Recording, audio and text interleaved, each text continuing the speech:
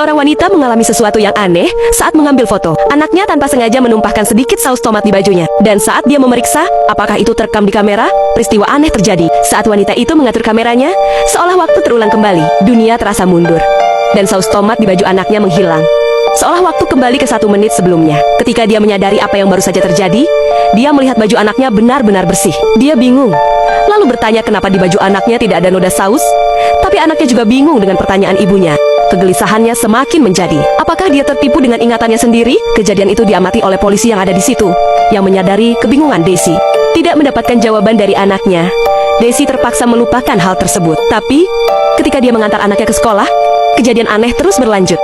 Melihat ibunya yang terguncang, sang anak mencoba menghiburnya dengan menggunakan kamera. Tapi, dia tidak sengaja menginjak pedal gas terlalu dalam, sehingga mobilnya melaju kencang dan menarik perhatian para agen di belakang mereka. Saat polisi mengejar, dia tidak punya pilihan selain menepi. Dia memperingatkan anaknya untuk tetap tenang dan menghindari konflik.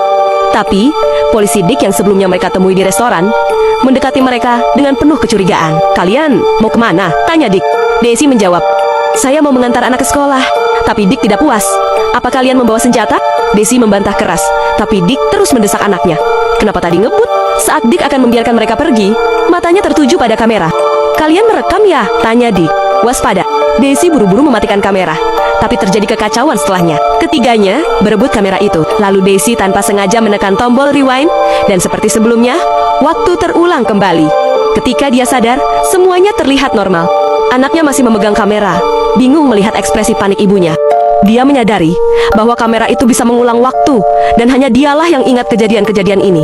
Menyadari bahwa mereka telah menarik perhatian polisi, dia menyuruh anaknya menepikan mobil untuk menghindari masalah.